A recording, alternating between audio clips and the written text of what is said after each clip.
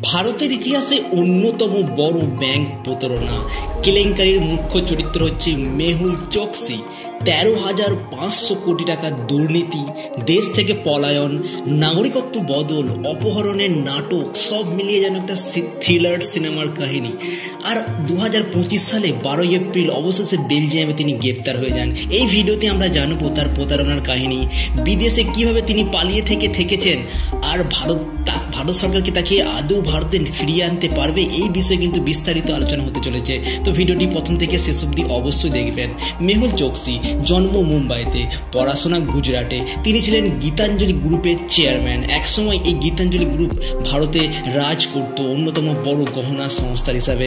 কিন্তু 2018 সালে সামনে আসে ভারতের সব থেকে বড় ব্যাংক কেলেঙ্কারি, যার নাম হচ্ছে পিএনবি স্ক্যাম, মানে পাঞ্জাব ন্যাশনাল ব্যাংক স্ক্যাম।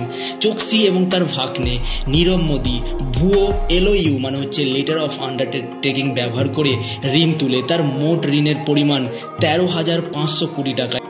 2018 সালে শুরুতেই চোকসি দেশ থেকে পালিয়ে যান, আর শুরু হয় আন্তর্জাতিক মানে হচ্ছে বিদেশে পালিয়ে থাকার ঘটনা।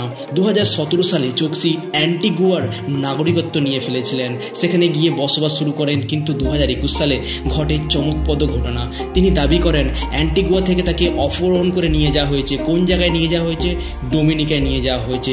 এরই মাঝে সিবিআই ইডি একাধিক মামলা তার বিরুদ্ধে রিজু করে। 2,565 টাকার সম্পত্তি তার জব্দ করে নেওয়া হয়। 2023 সালে ইন্টারপোল রাজনৈতিক উদ্দেশ্যে বা স্বাস্থ্যগত কারণে তাকে রেড নোটিশ তুলে দেয়। এরপর 2024 সালে চোকসি বেলজিয়ামে যান নিজের ক্যান্সারের চিকিৎসার জন্য। 2025 সালে 12 এপ্রিল অবশেষে ভারত সরকারের অনুরোধে বেলজিয়ামে চোকসি গ্রেপ্তার হন। এখন প্রশ্ন, ভারত সরকার কি তাকে ফিরিয়ে আনতে পারবে দেশে? বেলজিয়াম এবং ভারতের মধ্যে যে চুক্তি আছে, মানে বিদেশে থাকা কোনো ব্যক্তি যখন বিচার হবে তাকে ভারতে নিয়ে আসার জন্য, সেই প্রত্যেকটা মামলা সেখানেতে স্বাধীনভাবে নিরপেক্ষভাবে বিচার হয়। চোকসি এবং তার আইনজীবীরা চিকিৎসা এবং মানবাধিকারী আইন লঙ্ঘনের অজুহাতে তাকে ভারতে আনতে বাধা দিতে পারেন। তবে ভারত সরকার, সিবিআই ও ইডি জোরদারভাবে প্রস্তুতি নিচ্ছে তাকে কি করে দেশে ফিরিয়ে আনা যায়। আর যদি সফল হয় তাহলে কিন্তু ভারতের ইতিহাসে এটা একটা বড় মাইল ফলক ঘটনা হতে চলেছে। তো ভিডিওটি যদি ভালো লাগে অবশ্যই লাইক শেয়ার করবেন, আর এটি বন্ধুদের সাথে শেয়ার করতে ভুলবেন না। আর আপনার মতামত অবশ্যই কমেন্টে জানান।